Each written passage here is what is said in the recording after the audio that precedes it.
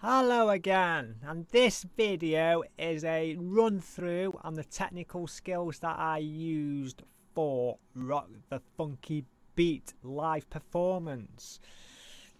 So yeah, then I'll go straight into it. Here is I used a drum kit called the 1978 kit. I'll just play it all as in its entirety.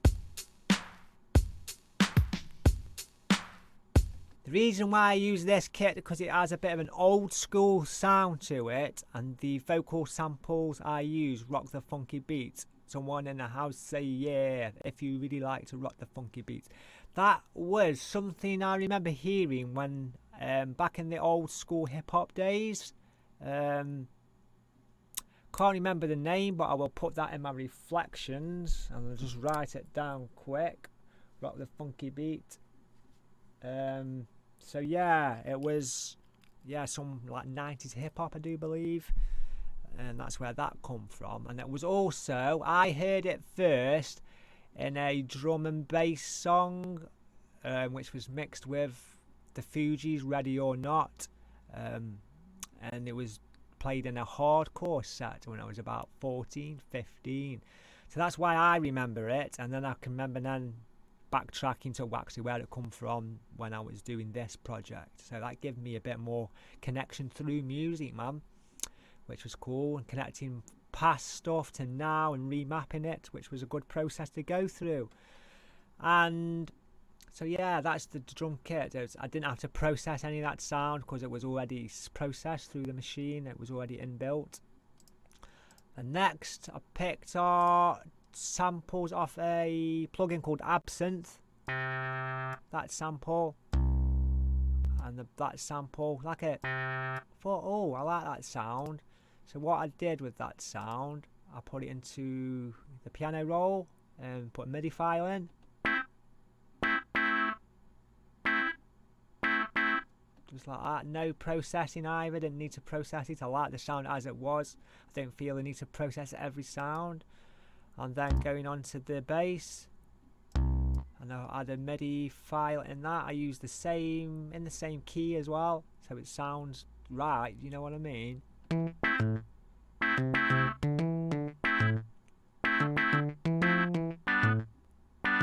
I thought, that together I had like a pretty like an old school hip hop vibe, just to go with the original sample and the beat pattern. So together.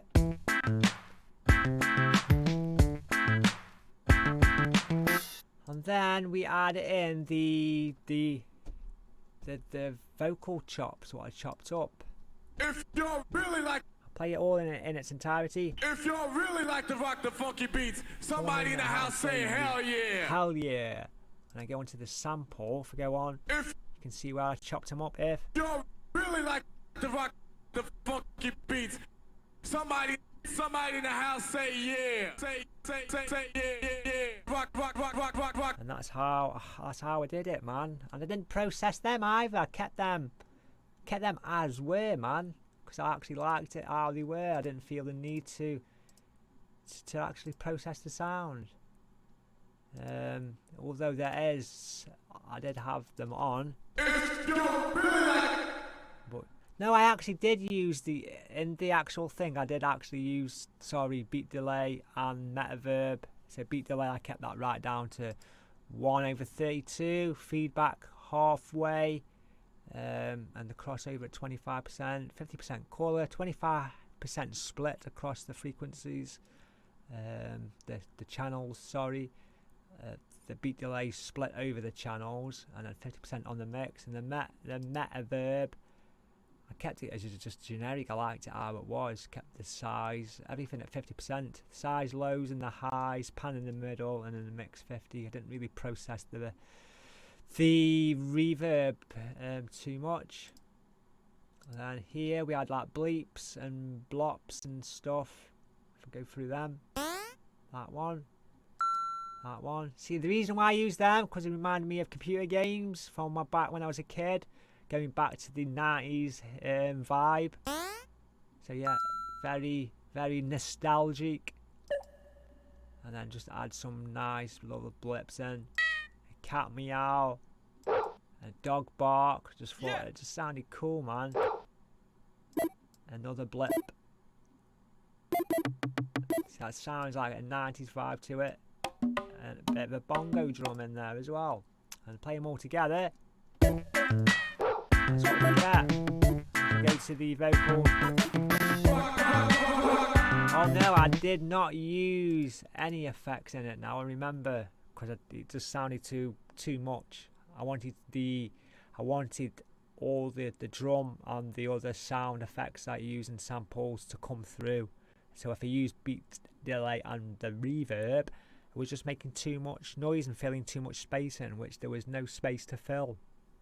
So that was the technical aspects I went through with plates now.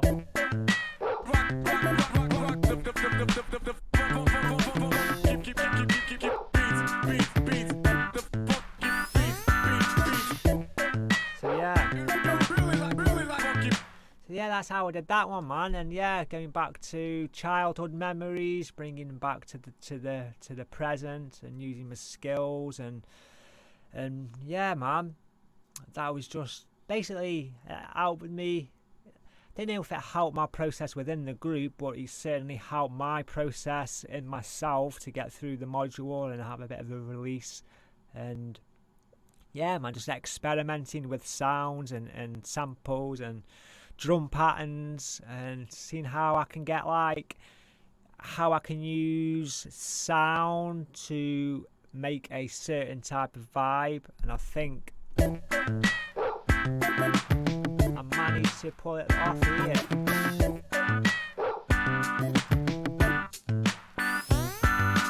So yeah, using different sounds and samples to get like a 90s vibe, man. And yeah, so yeah, I hope that comes across, and I'll leave it there. Thanks for watching. Oosh.